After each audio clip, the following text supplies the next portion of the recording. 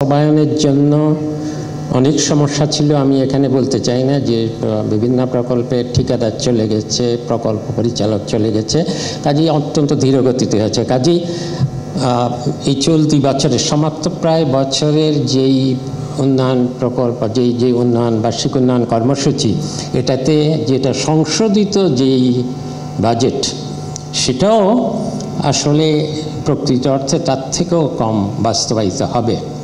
কিন্তু আমরা যেই এবছরের জন্য যে বাজেট আগামী বছরের জন্য প্রস্তাব করছি, সেটা তো অনেক আমরা দেখে শুনে বাস্তবসম্মতভাবে যেগুলো করা যাবে, যেই গতিতে করা যাবে, আমরা মনে করি যে কারণে আগেই বলেছি যে এটা বাস্তবসম্মত একটা বাজেট।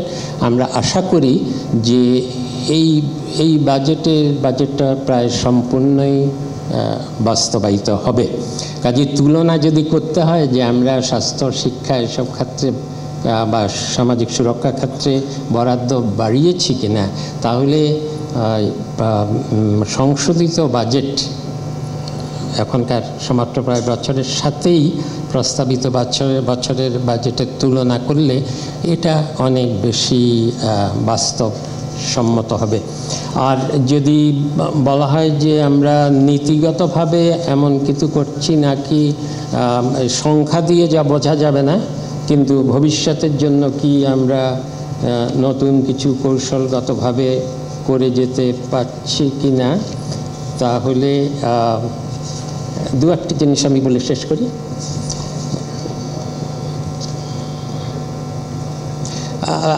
আরেকটা শুধু আমি বলতে চাই আসার আগে, এই যে বলেছিলাম যে জঞ্জাল দূর করতে হবে, এগুলো হলো যে অনেকগুলো পরে দেখবেন আমরা এগুলোর অনেক উদাহরণ দেওয়া যাবে।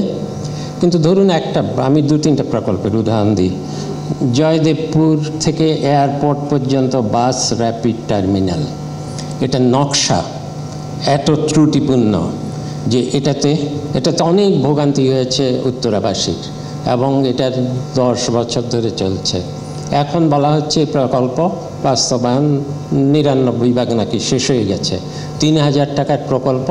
আমরা এখন দেখেছি যে এটাকে সত্যিকারভাবে চলমান চালু করতে হলে, বাস র্যাপিড ট্রানজিট চালু করতে হলে বাসগুলো তো কিনতেই হবে, কিন্তু নকশাগুলো তাতে ওই যে রাস্তার এদিক থেকে ওদিকে কী করে যাবে, কতদিন চালু থাকবে সেই এসকেলেটর, এগুলো ঠিক করতে গেলে আরও 3000 কোটি টাকা লাগবে। এই যে চলমান প্রকল্পের বিড়ম্বনা, এটা কি থামিয়ে দেব এখন, নাকি আরও 3000 কোটি টাকা দিয়ে এটাকে ঠিকঠাক করে চলব? এটা তো প্রচণ্ড একটা সমস্যার সমাধান অর্থনীতিবিদ হিসাবেও পারা খুব কঠিন। তবু এগুলো যেভাবেই হোক শেষ করে যেতে হবে। আমি পায়রা বন্দরের কথা অনেক আগে বলেছিলাম। পায়রা বন্দর করা হয়েছে, সেখানে বিদ্যুৎ কেন্দ্র দেওয়া হয়েছে, সেখানে কয়লা আসতে হবে, অথচ যে বন্দরটা তৈরি করা হয়েছে সেটা চ্যানেল ড্রেজিং ছাড়া কিছুদিন পরই ড্রেজিং করতে হবে, যেটা অত্যন্ত ব্যয়বহুল। কিন্তু আমরা এখন মূল্যায়ন করে দেখেছি যে এটা এত বেশি হয়ে গেছে খরচ।